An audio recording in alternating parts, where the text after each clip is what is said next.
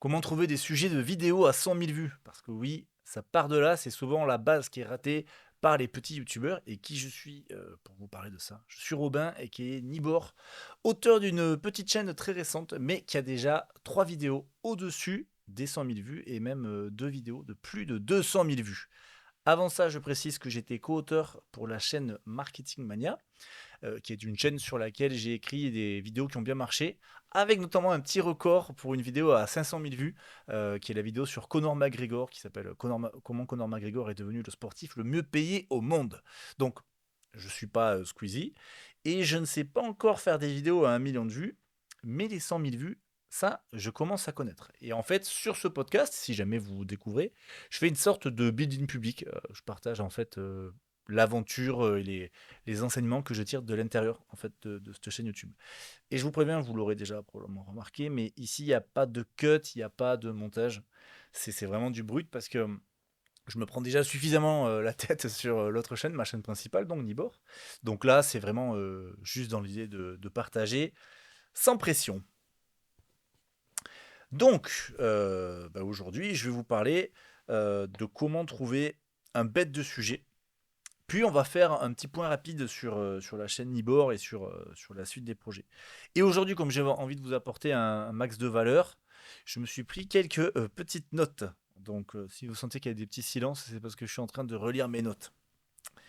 Donc la première chose importante à réfléchir pour faire ces fameuses 100 000 vues, ça va vraiment être le sujet et l'angle avec lequel vous allez traiter le sujet. Alors, je précise d'ailleurs que c'est une façon hein, de réfléchir à tout ça. Là, ce que je vais vous présenter, c'est la façon dont moi je bosse.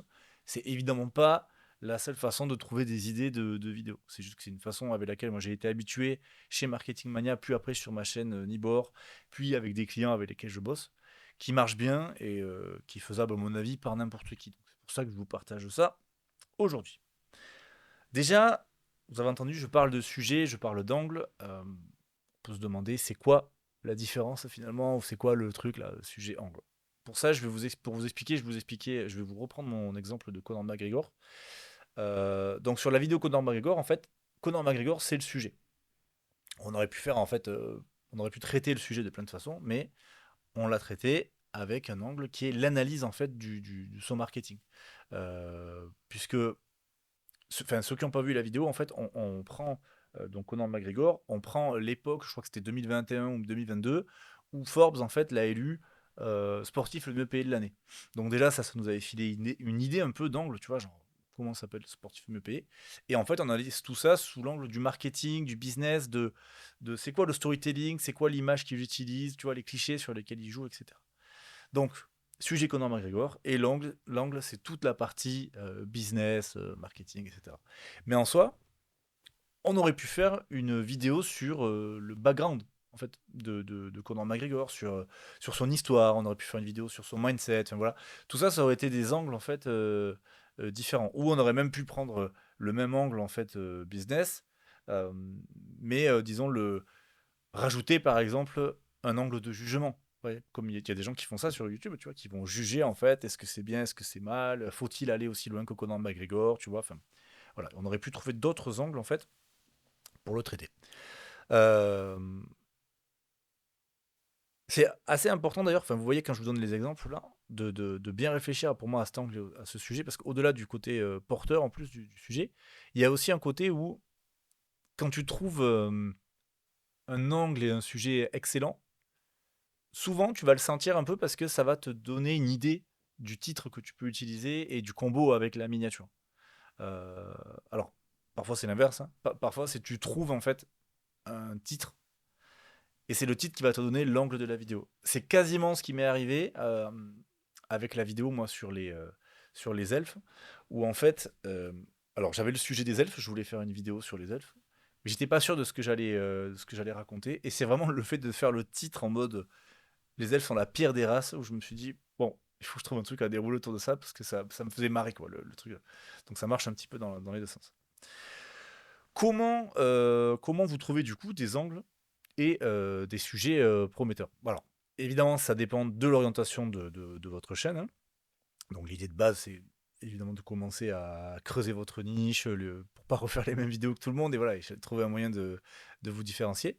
Et après, si vous avez une petite chaîne, ou en tout cas si vous n'êtes pas habitué à faire des vidéos de 100 000 vues, ce que je vous recommande, c'est quand même de prendre des sujets, vous pouvez les garder dans votre thématique, mais essayez de les prendre les plus larges en fait possible, et les plus mainstream possible. Que ça reste dans le cœur de la thématique, mais voilà, faut le rendre le plus grand public possible. Faut que ça parle aux gens, faut qu'il y ait un maximum de gens en fait qui arrivent à être familiers avec ce sujet. Alors, qu'est-ce que ça veut dire? Je vais vous donner mon exemple.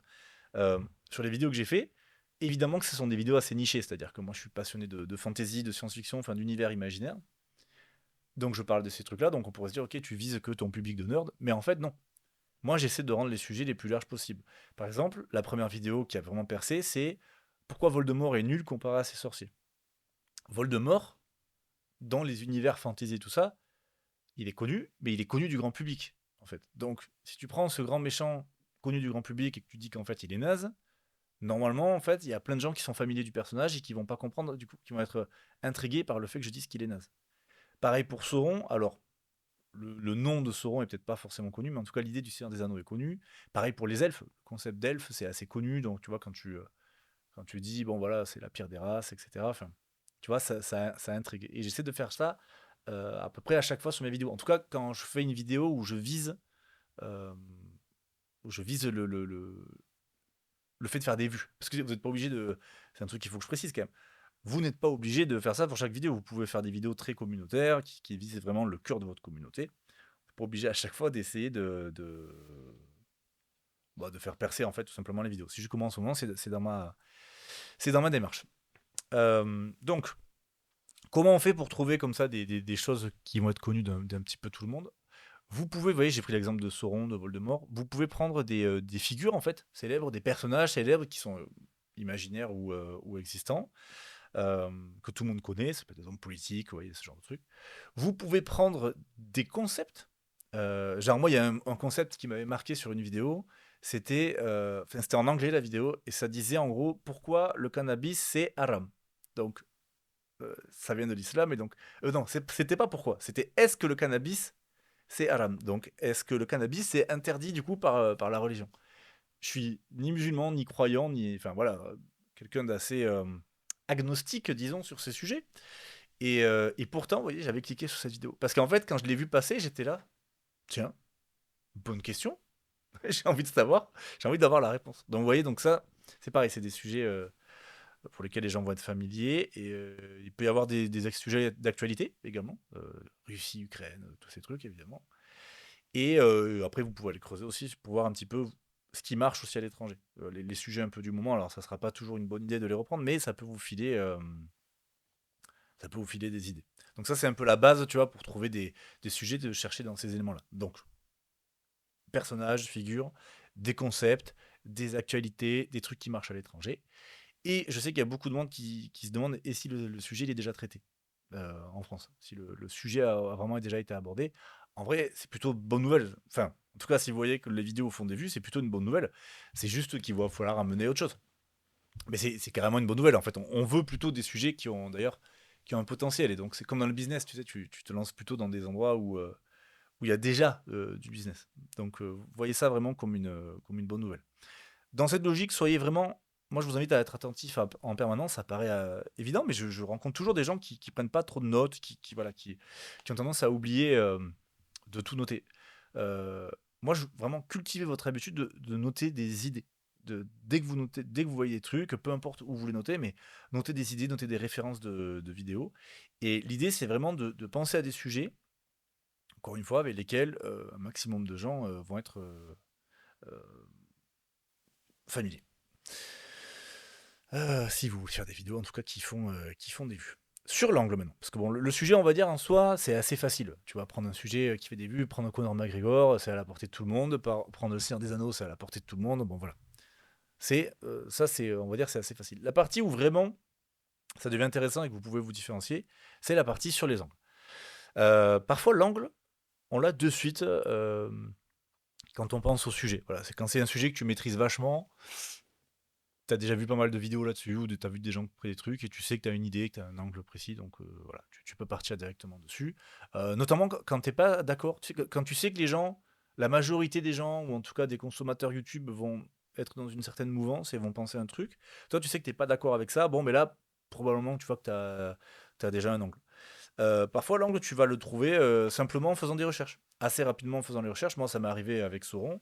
Je savais que je voulais faire un truc sur Sauron où je le clashais un peu.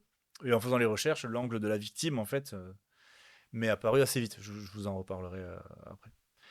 Si vous n'arrivez pas rapidement à trouver un angle, bah, en fait, soit vous n'êtes pas sûr que le sujet est porteur, et peut-être vous laissez tomber pour l'instant, mais si vous êtes sûr que c'est ce sujet que vous voulez traiter et que vous n'arrivez pas à trouver un angle rapidement, relax, en fait, il y a juste, enfin, il y a juste. Moi, j'ai une série de questions, en fait, que je me pose. Je vais vous les présenter après, mais en gros, n'abandonnez pas, en fait, si vous pensez pouvoir raconter quelque chose. Euh, bon, si le sujet n'est pas porteur, évidemment, vous laissez tomber. Et si le sujet est porteur et que vraiment vous n'arrivez pas à trouver un angle, faut pas hésiter aussi à le garder pour plus tard. Ça, c'est un truc qu'on avait fait avec Stan sur Marketing Mania. La fameuse vidéo sur Conor McGregor, on l'avait eu. euh, En fait, avec Stan, on avait commencé à. Donc, Stan, c'est celui qui a la chaîne Marketing Mania. On avait commencé à bosser ensemble sur une première vidéo en 2018 ou 2019. Mais comme ça, vraiment juste un test comme ça. Puis après, on n'a plus bossé ensemble pendant 2 ans, je crois. Et après, on a finalement rebossé ensemble. Et en 2018 ou 2019, j'avais déjà proposé cette idée de Conor McGregor.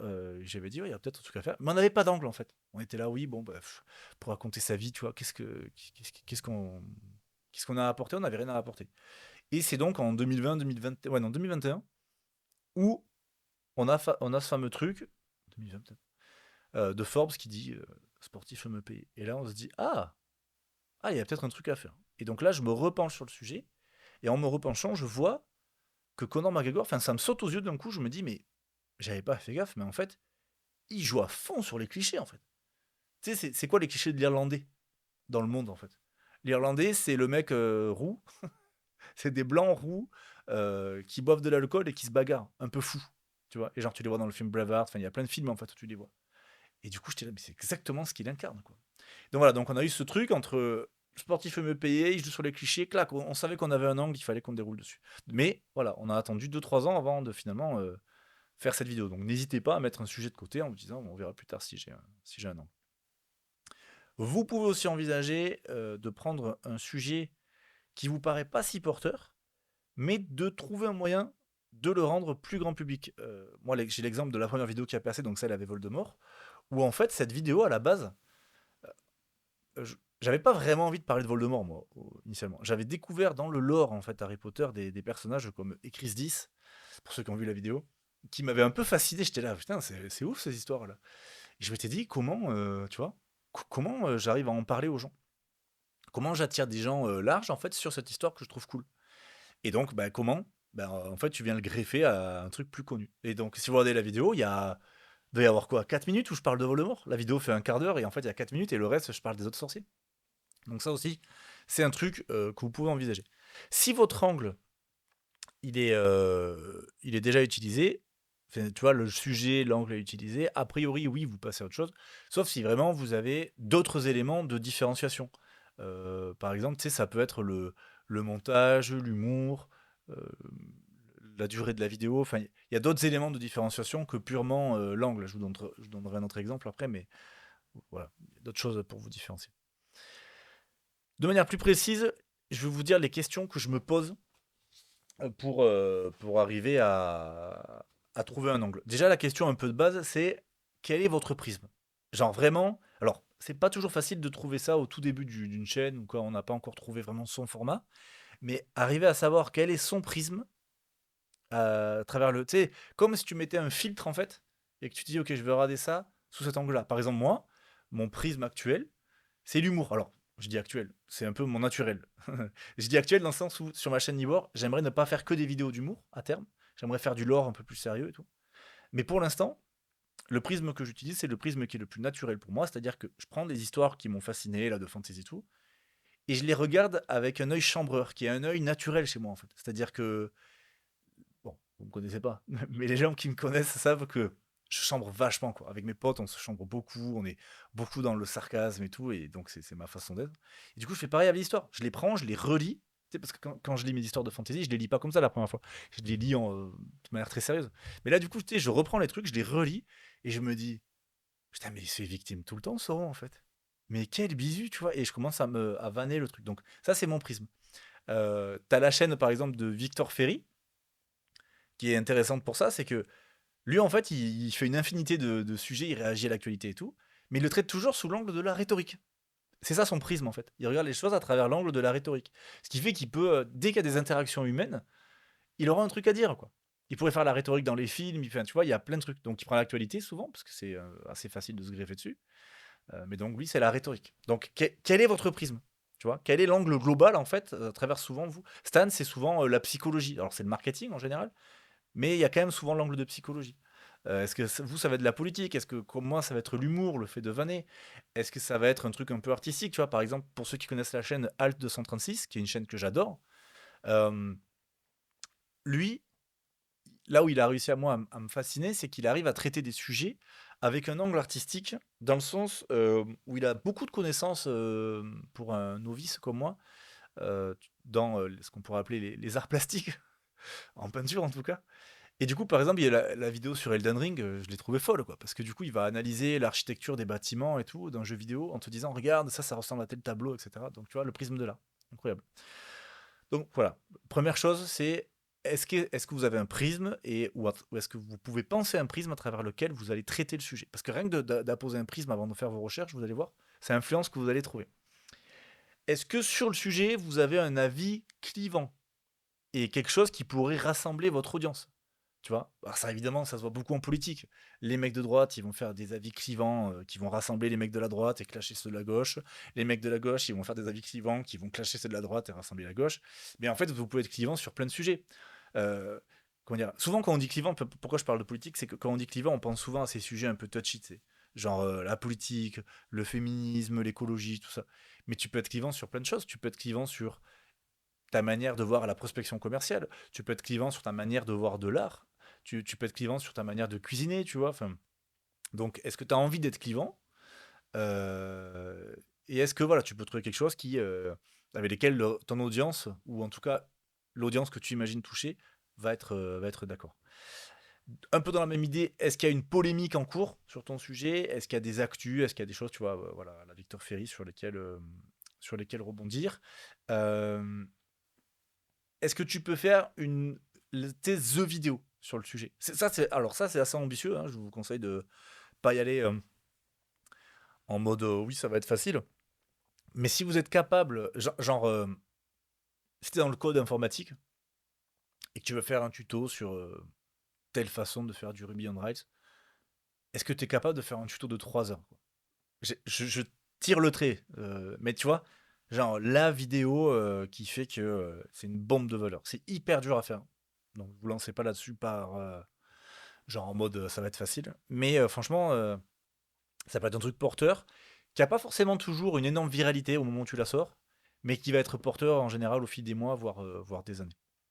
Après, euh, quand tu te penches sur le sujet, essaie d'être attentif à ce que toi tu ressens et aux questions qui naissent, en fait. Genre, vous vous mettez sur le sujet, vous commencez à peine à faire les recherches, et déjà avant le recherche, vous vous dites, ok, attends, vous essayez de conscientiser, de vous dire, qu'est-ce qui m'intrigue sur ce sujet? Tu vois, au-delà du potentiel. Pourquoi je suis allé dessus? Qu'est-ce qui m'intrigue? Qu'est-ce qui m'interroge? Et pendant les recherches, pareil. Qu'est-ce qui m'interroge? Qu'est-ce qui me saute aux yeux? Qu'est-ce que je comprends pas? Tu vois, ça, souvent, c'est un bon point de départ. Euh, dans la même logique, soyez attentif à la chronologie. Euh, genre, dans l'histoire, tu vois, enfin, dans la chronologie, dans toute l'histoire, en fait, est-ce qu'il y a des choses qui sont bizarres, qui vous surprennent, qui sont surprenantes, quoi? Genre, moi, sur Nibor, c'est la plupart du temps, c'est comme ça que je fonctionne. En fait, je suis la chronologie et je vois en fait ce que je trouve notable. Euh, et je l'avais fait également sur la vidéo sur Marketing Mania. J'ai fait une vidéo sur Dwayne Johnson sur The Rock. Et cette vidéo, pareil, on part de l'idée que The Rock, en 2020, je crois, ou 2019, c'était l'acteur le mieux payé au monde. Alors tu te dis, bon, quel acteur? Mais le fait est que c'était le mieux payé. Et donc j'étais là. on se pose la question de comment The Rock est devenu l'acteur le mieux payé. Alors, concrètement, comment il est devenu l'acteur le mieux payé? Bah, c'est juste c'est lui qui fait le plus de films, quoi. Mais c'est-à-dire, tu vois, comment on en est arrivé là? Comment un catcheur, en fait, est devenu l'acteur le mieux payé au monde?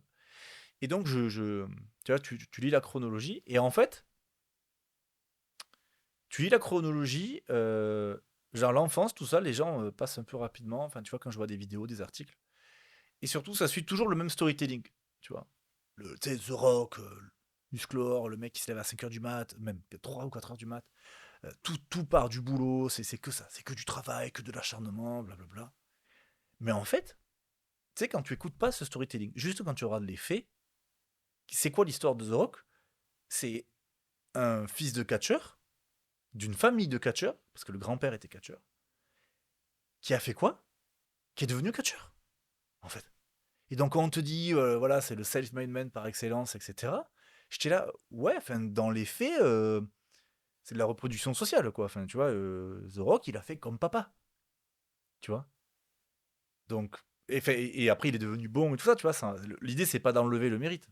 Mais l'idée, c'est tu sais, de trouver un truc qui me surprend et qui me dit, tiens, c'est pas l'histoire qu'on nous raconte, en fait, tu vois. Genre, on oublie un peu de nous dire, ben, en fait, il a fait comme son père, il a utilisé le réseau de son père, tu vois. Bon, bref. C'était pour illustrer voilà, de regarder la chronologie et de comment vous allez trouver des idées en faisant ça. Euh, est-ce que aussi vous pouvez faire un parallèle? Est-ce que votre sujet, pour trouver un angle encore une fois original, est-ce que vous pouvez faire un parallèle ou un versus, tu vois, un tel versus un tel, tu vois les trucs.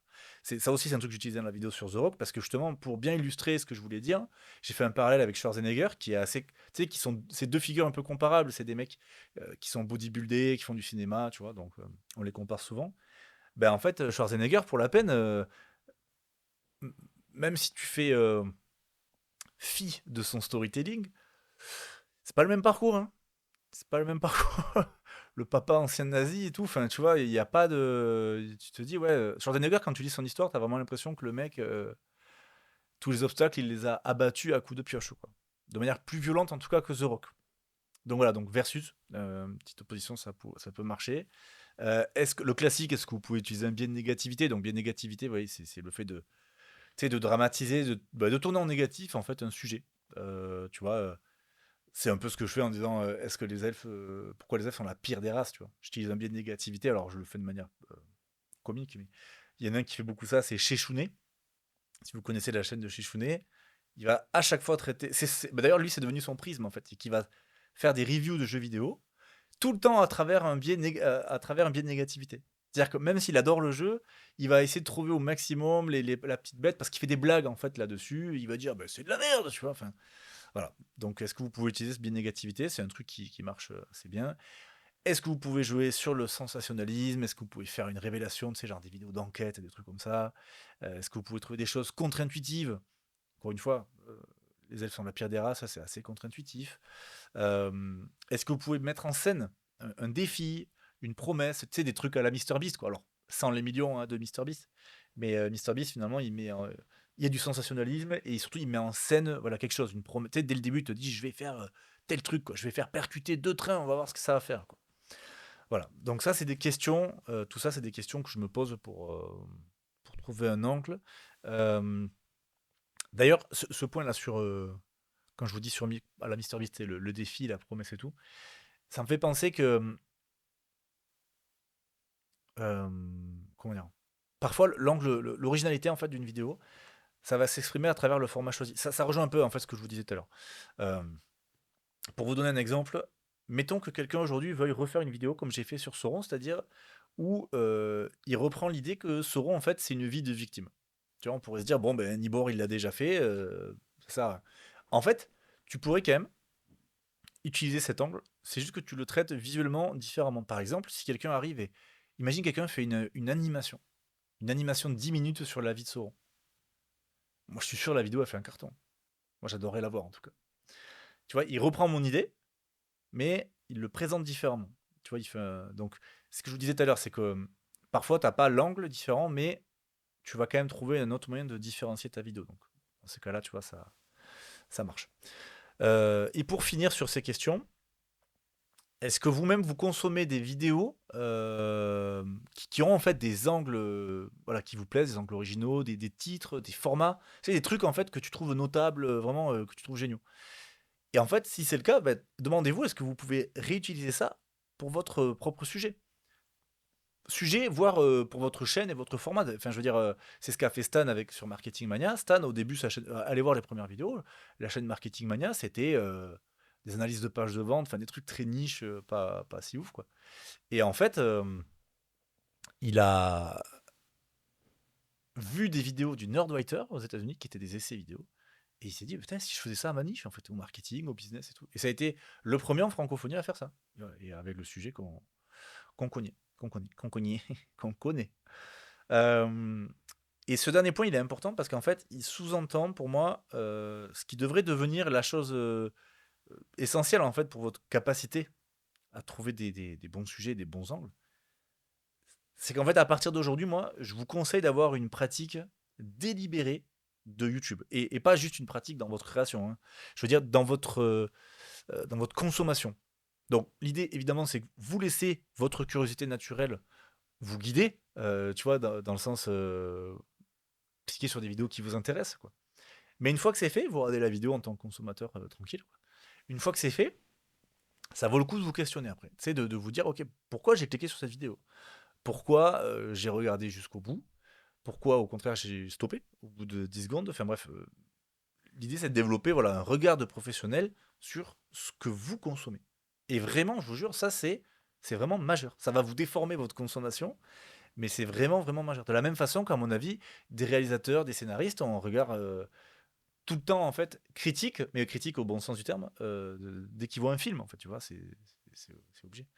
Et pour vous faciliter d'ailleurs cette habitude, qui à mon avis est essentielle, si vous voulez avoir cette capacité à trouver des bons sujets, parce que d'ailleurs, oui, cette histoire de trouver des bons sujets, enfin, au début, vous allez vous poser des questions de manière très formelle, mais honnêtement, quand vous allez avoir trouvé déjà un format qui fonctionne, vous allez moins vous poser des questions de manière formelle, et surtout, plus vous allez en faire, en fait, plus ça va être intuitif. Vous n'allez pas vous reprendre ma liste là de questions et vous dire, alors, dans la chronologie, qu'est-ce qui m'interroge, tu vois? Ça va être intuitif. Mais c'est au début, ça vaut le coup d'avoir cette liste et vraiment de vous poser les questions de manière formelle. Et donc, pour vous faciliter cette habitude, moi je vous conseille vraiment de vous entourer d'autres personnes qui sont dans cette même démarche en fait. Moi, ça a énormément contribué au fait que je sois capable de lancer la chaîne Nibor. Ça a coupé parce que mon appareil ne peut pas enregistrer plus de 30 minutes. Il va falloir que je le change celui-là. Et donc je disais que moi, ça a vachement contribué au fait que je sois capable de lancer une petite chaîne et d'avoir des gros scores en fait très rapidement. C'est alors évidemment le fait que j'ai bossé pour une chaîne à succès, que j'apprenne auprès d'un youtubeur en fait. Évidemment que ça aide, mais franchement, je dirais que c'est 50-50 avec le fait que tous les jours, avec un groupe de potes qui sont des petits créateurs en fait, ben, en fait, on en parle, quoi. Tous les jours, on s'échange des liens, des vidéos. En fait, chacun suit sa curiosité et ses goûts à lui, mais partage avec les autres. Ah, regarde cette vidéo, regarde le titre, ah, regarde le montage, regarde comme il ralentit le rythme, regarde le sujet, putain, c'est malin ce truc. Enfin, on en parle tous les jours, quoi. Vraiment tous les jours, on se partage, on se donne des conseils, on se critique, et ça, je pense, c'est vraiment majeur, moi, sur le progrès que j'ai pu faire, en fait, sur YouTube. Donc voilà, donc ça, c'était mes conseils par rapport au sujet et à l'angle. C'est déjà long, je pense. Je veux pas rendre ça trop complexe, en fait, mais parce que ça n'a pas besoin d'être plus complexe, à mon avis, que ça. Encore une fois, je vous disais, c'est une façon, c'est juste une façon hein, de trouver les sujets angles. Mais honnêtement, le vrai truc, c'est que c'est juste si vous prenez l'habitude, en fait, de vous questionner, tu sais, de pas partir bien en tête quand vous avez, en vous disant, ah, ce sujet, ça m'intéresse. Tu vois, juste cette habitude de consommer YouTube, de comprendre les codes et de vous habituer à réfléchir en fait à vos sujets, à vos formats et tout, ça va être majeur. Et en vrai, enfin, pour moi, alors c'est d'autant plus important pour une petite chaîne qui veut décoller, mais en fait, si vous regardez les grosses chaînes, en fait, c'est juste ça qu'ils font souvent, quoi. Regardez Amixem, regardez Squeezie, tout ça, c'est des concepts, là, c'est le nouveau terme. On a trouvé un concept, en fait, pour dire un format, une émission, quoi, tu vois, c'est comme une émission de télé. En fait, ils passent leur temps à ça, c'est vraiment à réfléchir à quel est le concept de vidéo qu'on peut faire, tu vois, qui va tout changer. Enfin, tu vois, genre, faites entrer l'imposteur de Squeezie, tu vois, c'est très fort, tu vois, comme concept. Euh, Donc ouais, bref, réfléchissez. Réfléchissez à vos sujets, réfléchissez à comment vous allez les packager. Parce que si vous donnez pas, en vrai, enfin, si vous donnez pas envie de cliquer, OSEF, vraiment, on s'en fout que vous trouviez ça intéressant. Va falloir le packager, quoi. Donc écoutez, j'espère que ça vous aide. En tout cas, pour ceux qui sont intéressés par l'idée de faire des vidéos et de faire des vidéos à 100 000 vues. J'ai fait exprès de parler d'ailleurs des 100 000 vues parce que, évidemment, que quand vous serez gros, vous viserez plus que ça. Mais je sais que c'est déjà un gros palier pour beaucoup de gens, quoi. Et si jamais il y a des créateurs qui regardent ça, qui écoutent ça, qui veulent un coup de main, je le dis à chaque fois, mais retrouvez-moi sur LinkedIn là-dessus. C'est Robin Azema, donc AZEMA. Puisqu'en fait, moi, à côté de la chaîne, c'est globalement ce que je fais, quoi. En fait, j'accompagne des gens, j'accompagne des boîtes ou des créateurs, et juste pour vous aider en fait à faire des vidéos qui percent plus vite. Voilà, c'est en partie mon job. Je suis consultant, pour ainsi dire. Voilà, bref. Ça, c'était pour la partie enseignement. Donc, ceux qui étaient venus là que pour ça, ben, vous pouvez partir maintenant, puisqu'on va parler de la chaîne Nibor et puis de la suite de la chaîne. Donc, la dernière fois, je vous parlais de la vidéo que j'ai sortie. Attendez, d'abord, petite lampée d'eau. Hop là. Bien mérité après une demi-heure à parler. Donc, la dernière fois, je vous parlais du fait que j'essayais de sauver la dernière vidéo que j'ai sortie, qui était donc une vidéo sur le roi de la nuit de Game of Thrones. Je n'ai pas réussi à l'heure où je fais cet enregistrement. D'ailleurs, j'ai pas dit on est quelle date là. On est le 7 mai. Donc ça fait presque 2 semaines en gros que j'ai sorti la vidéo. Et je suis seulement à 21 000 vues. Qui va être un beau score pour pas mal de gens, mais qui colle pas du tout à ce que j'avais l'habitude de faire. Je veux dire, toutes mes dernières vidéos, elles étaient à 150 000 vues. Enfin non, pas après 15 jours, mais je veux dire, j'ai fait des grosses vidéos et je visais une grosse vidéo. Tu vois, j'aurais visé une vidéo un peu purement pour ma commu. C'était ok, quoi. Mais là, en fait, comme je l'ai dit la semaine dernière, il y avait un sponsor qui était impliqué, on visait un gros score. Donc ça m'a fait un peu chier, donc j'ai essayé de la sauver en changeant miniature, titre et tout. Ça n'a pas marché. En fait, dans les stats, ce qui se passe, c'est que euh, les gens de ma commune, dans le sens, pas forcément les gens abonnés, mais les gens qui sont habitués à suivre la chaîne, qui ont déjà regardé des vidéos de la chaîne en tout cas, ont bien cliqué sur la vidéo et ont bien regardé la vidéo. Tu sais, quand tu vois le watch time dans tes analytiques, ils ont bien regardé la vidéo. Donc, on voit que, en fait, quand tu me connais, quand tu connais mon humour et tout, ça va, tu kiffes et tu regardes sur la vidéo. Par contre, les gens qui ne connaissaient pas la chaîne, là, les chiffres ont été catastrophiques. Genre, ça cliquait pas du tout et ça regardait très peu. Donc je me suis dit, ah, peut-être qu'en changeant le titre et tout, j'arrive à, tu sais, à... Parce qu'en fait, ton titre, ta miniature crée des attentes. Et donc je me suis dit, peut-être je vais créer d'autres attentes. Et tout. Ça n'a rien changé. Enfin, jamais rien de significatif. Des fois, j'ai réussi à faire bouger un peu. Enfin, réussi, si vous ne savez pas de moi. Mais le watch time et tout, mais... donc ça n'a pas marché. Donc je pense que je me suis foiré sur le choix du sujet, dans le sens où Game of Thrones, c'est déjà beaucoup moins grand public que Le Seigneur des Anneaux. Donc déjà, Game of Thrones, c'est moins grand public. Le Roi de la Nuit, encore moins grand public. Tu vois, autant, genre, tu prends Dark Vador, Sauron, Voldemort, tu vois, c'est quand même des mecs de la pop culture, quoi, on va dire. Le Roi de la Nuit, même dans la série, on le voit pas beaucoup, tu vois. Donc, moi, je l'ai trouvé emblématique parce qu'il m'a marqué, mais en vrai, pour le grand public, non. Je me suis un peu chié. Et je pense que l'angle, il est trop what the fuck. Puisque donc, l'angle, c'était oh putain, j'ai failli tomber le micro. L'angle, c'était le communisme.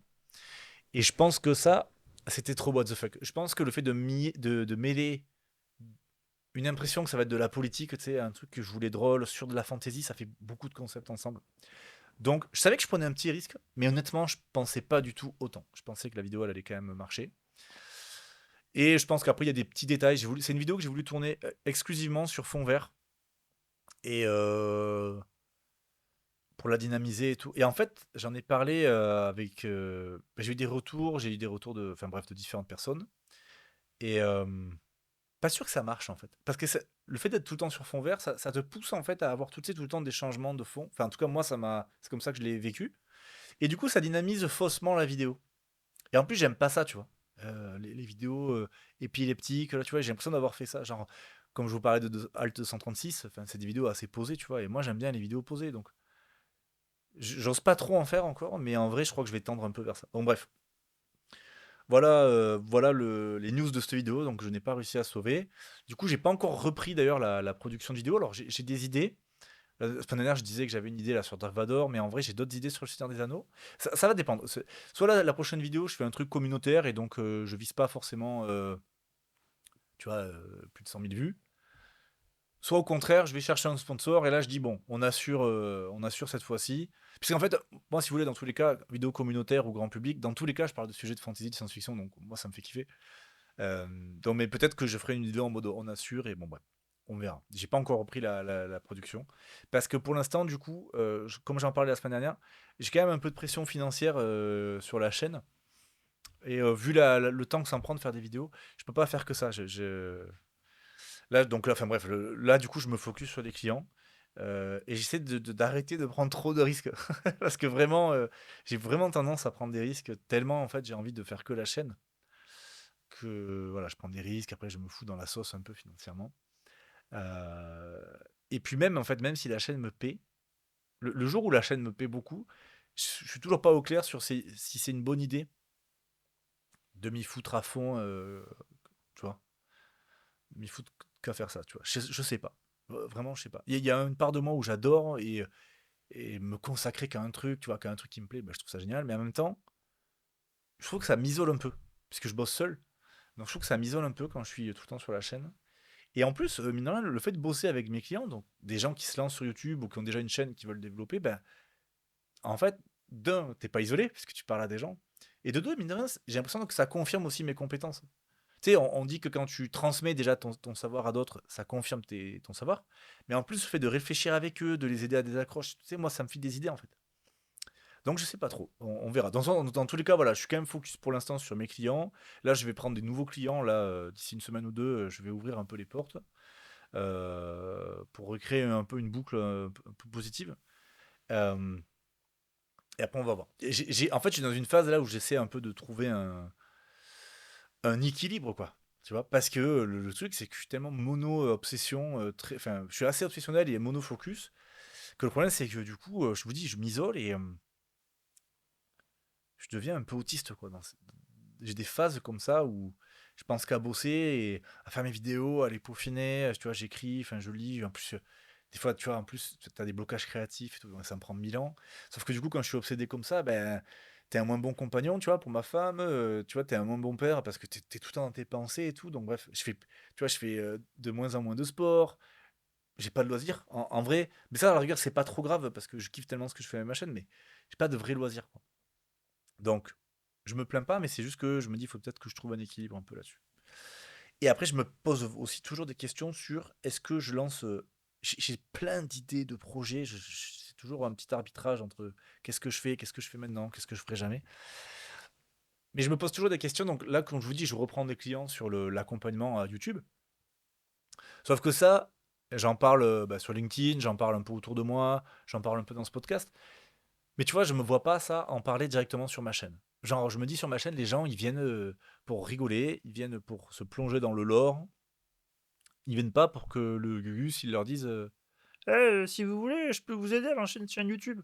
Tu vois, je me vois pas faire ça sur ma chaîne. Je pense pas que ça serait bien reçu. Et puis, je sais pas, même, ça serait un peu hors contexte, quoi. Alors, on pourrait dire, oui, mais tu parles de sponsor, tu vois, oui, je pourrais être mon propre sponsor. C'est vrai, mais je sais pas. Le jour où, en fait, je propose un truc sur la chaîne, justement, genre un truc commercial de moi, j'aimerais que ça soit un truc qui correspond à la valeur de ce que les gens viennent chercher sur la chaîne. C'est-à-dire que soit que ça soit un truc, tu sais, un jeu, genre un truc marrant, soit un truc d'immersion, tu vois, je sais pas, tu sais, je pense à des jeux, par exemple, des jeux d'enquête à distance, mais liés à la fantasy et la science-fiction, des boîtes, tu sais, des box, des boîtes que tu envoies où il y a des trucs, enfin, tu vois, un livre dont vous êtes le héros, un jeu de rôle. Tu vois, donc ça serait soit un truc lié à l'imaginaire, fantasy, science-fiction, imaginaire, soit ça serait un truc lié à l'humour, quoi. Ou financer un film ou un truc comme ça. Mais tu vois, un truc d'accompagnement, je sais pas, je trouve que ça n'a rien à voir, quoi. Bon, voilà. Et donc, mais ça me questionne du coup de me dire que c'est con d'avoir une telle passion pour ces trucs-là, d'être suivi par des gens qui sont a priori passionnés par ces trucs-là, et de pas me rémunérer autour de ça. Tu vois. Même si j'ai des sponsors, je fais pas beaucoup de vidéos, donc c'est pas, tu vois, mirobolant. Tu vois, je me dis, putain, ça serait trop cool, quoi. Ça serait trop cool de lancer un jeu, sauf que je vois bien la lourdeur logistique, donc je suppose qu'il vaut mieux que j'attende en fait qu'on soit nombreux, tu vois, que sur la chaîne on soit des centaines de milliers, tu vois. Le jour où la chaîne, chaque vidéo fait 500 000 vues, où il y a 200 000 abonnés, là je me dis, tu vois, je sais pas, je ferai un sondage ou quoi, avec toutes les idées que j'ai, je dirais aux gens, vous achetez quoi? Genre, qu'est-ce que vous voulez? Qu'est-ce qui vous ferait kiffer que je fasse? Est-ce qu'on essaie de financer un film? Est-ce qu'on essaie de créer un jeu? Tu vois? Et genre, j'ai dit on, parce que vraiment, je le vivrais comme ça, genre en mode la commu, quoi. Bon, bref, je m'égare. On n'y est pas encore, mais le fait est que ça me mange le cerveau. Parce que j'ai envie de créer des trucs et je ne sais pas quoi. Donc voilà, focus sur les clients. Prochaine vidéo, bah du coup, pas avant juin, voire juillet. Oui, plutôt juillet à mon avis, parce que regarde, on est début mai. À mon avis, là, je suis parti pour 2-3 semaines de focus client. Donc peut-être fin juin. Ça serait un beau défi, remarque, parce que ça, c'est quand même un truc que j'aimerais changer. J'aimerais que ça me prenne pas un mois et demi, 2 mois à faire une vidéo, quoi. Donc peut-être qu'on va arriver fin juin. On va voir. C'est tout pour moi. Merci d'avoir suivi, c'était Nibor. J'espère que tout ça a été intéressant. Et je vous dis à très bientôt.